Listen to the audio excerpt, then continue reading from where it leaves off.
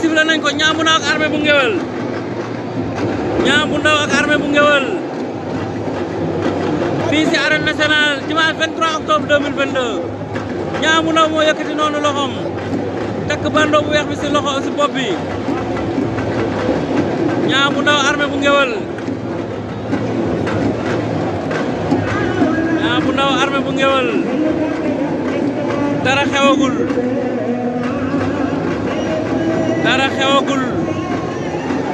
Armé bu Ngéwél wàcc na Armé bu Ngéwél wàcc na Armé bu Ngéwél wàcc na ñoom ñaar ñëpp dañu tëkk bandoo seen bopp Niang bu Ndaw Armé bu Ngéwél Niang bu Ndaw Armé bu Ngéwél dara xewagul ndeysaan Niang bu Ndaw moo jiital pied gauche bi ñoom ñaar ñëpp pied gauche lañ jiital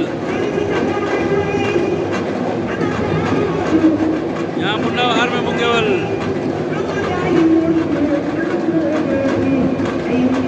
Niang bu Ndaw Armé bu Ngéwél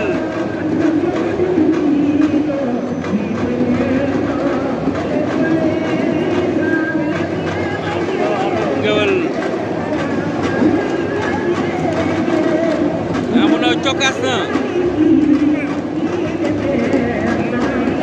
Niang bu Ndaw cokkaas na Niang bu Ndaw cokkaas na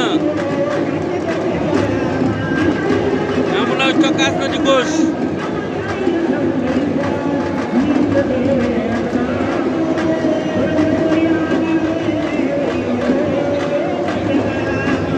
arbitre bi nee na bëri leen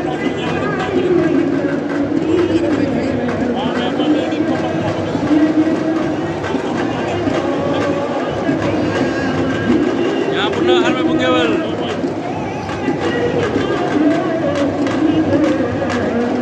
Niang bu Ndaw Lac de Guiers 2 andi ko Alioune Seye 2 andi ko Boy Niang 2 andi ko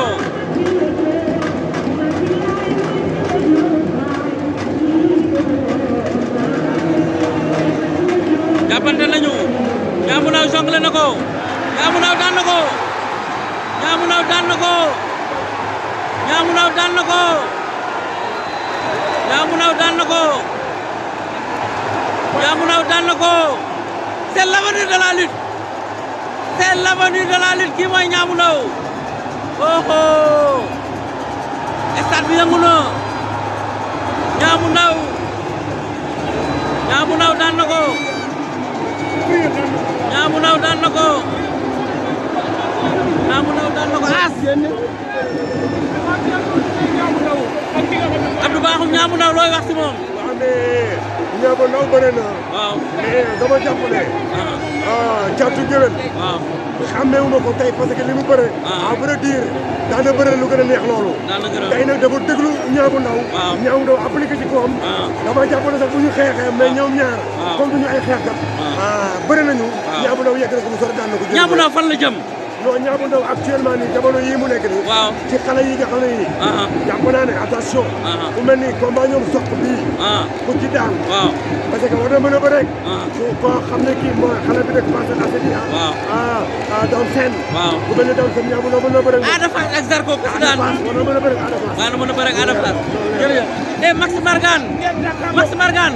Max Margane analysel ma combat bi Niang bu Ndaw fan la jëm Niang bu Ndaw fan la jëm Max waaw Max Niang bu Ndaw fan la jëm Niang bu Ndaw fan la jëm. moom mi ngi ci yoonam mi ngi ci yoonam. waaw Ibo mi ngi ci yoonam. waaw mi ngi ci yoonam di def. ñu ne damay waajal Zarko Ada Fass ndeysaan. Niang bu Ndaw a ngoog Niang bu Ndaw a ngoog Niang bu Ndaw a ngoog ñu seeti Niang bu Ndaw Niang bu Ndaw a ngoog Niang bu Ndaw a ngoog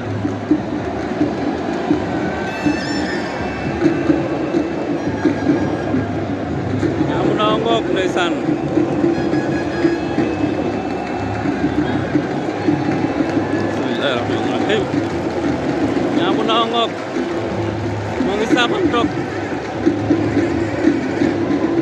Niang bu Ndaw a ngoog moom ak Armé bu Ngéwél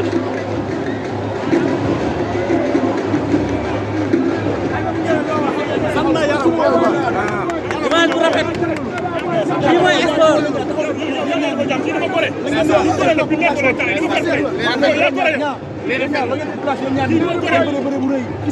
waaw sama yaay da kaa bëgg sama yaay da koy ñaanal sama yaay bu gisee Alma rek mel ni su ma gisee su gisee Alma rek mel ni Alma lay gis dana ma ñaan bu xeex ak kii sama yaay da lay ñaanal kañ ngay dem këram ñaan kañ ngay dem wóor na borom daal du dara yow la Messi kañ ngay dem këram kañ ngay dem bu pare la da ngeen do Niang Ndaw Niang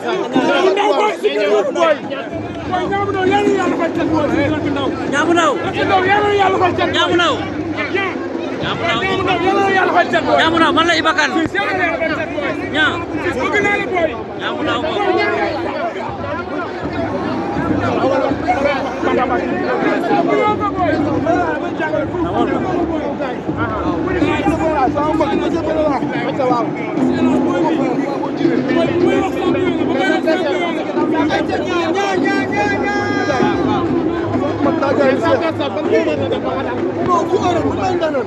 Niang Ndaw ñu ne Lac Rose Niang Ndaw ñu ne Ada Fass ak Zarko fa nga jëm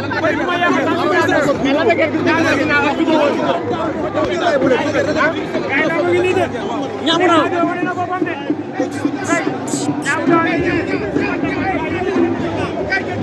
ñaaw ñu ne sa diggante ak Lac Rose ak Ada Fass ak Zarko foofu nga jëm sa diggante jokkal ñu bëre jokkal la bëre kan Niang Ndaw jël drapeau bi